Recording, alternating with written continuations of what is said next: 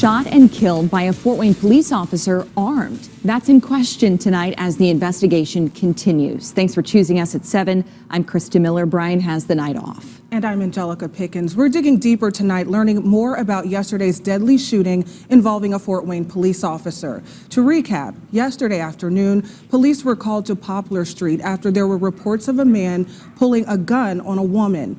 Police tell us they found the person they believed to be the suspect, and he refused to comply with their commands. From here, all we have been told in an official capacity is that sometime during this interaction, police opened fire.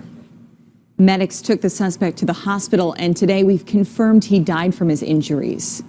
That's right, Krista. And today we are learning more about the man shot by police. He's been identified as 18-year-old Wyatt Beckler, who lived with his mother on Poplar Street, just a few blocks away from where he was shot.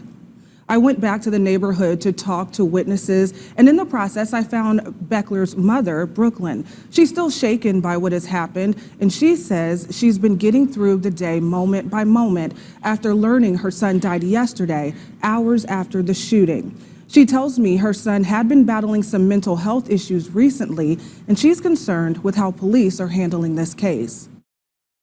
A grieving mother. What they did was wrong. Now trying to cope with the loss of her son, who was shot by an officer, after the Fort Wayne Police Department says he refused their command. Wouldn't let me go to my son when I was telling them that I could help him. She says she ran out to see her son, 18-year-old Wyatt Beckler, shot on Hoagland Street.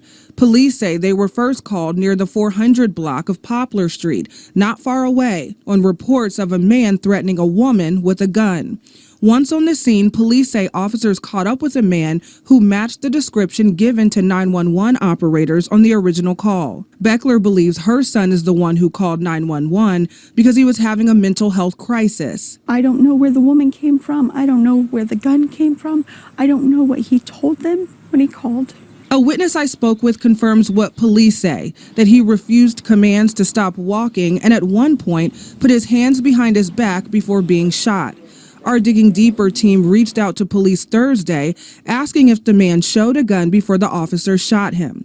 They sent us the following statement, quote, "This investigation is ongoing, fluid, and at the very preliminary stages. As the investigation progresses and when appropriate, we will pass the facts along," end quote. Beckler's mother had this to say. He did not have a weapon. He did not have a gun. Did not have a gun. And I know that 100%. My son was not armed. She says her son was battling a serious mental health disorder and was diagnosed last year. She says she was trying to get him checked into a behavioral institution just days before the shooting.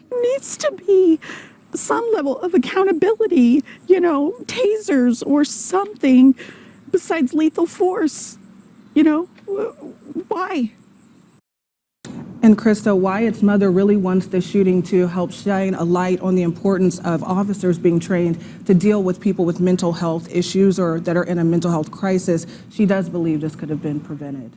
And with the mother claiming her son was unarmed, we reached out to police to clarify if a gun was found on Beckler, and we received this response.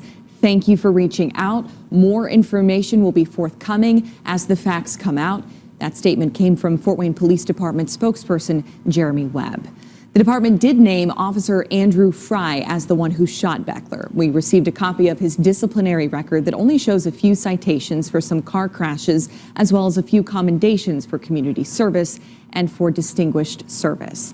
Angelica, after talking to Beckler's mother about the shooting, I understand you filed a public records request. That's right. We did want to make sure, with the mother claiming that her son was unarmed, but police not confirming if he was or was not. I did put in a public records request with the city for body cam footage of the shooting, as well as the 911 call that led police to Poplar Street yesterday afternoon. The city has not yet responded on if they will release that information or not.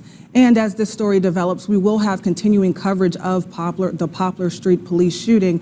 You can always find our full coverage, not just here at 7, but also online at WPTA21.com. We'll be updating this story as more information comes into the 21 Alive newsroom.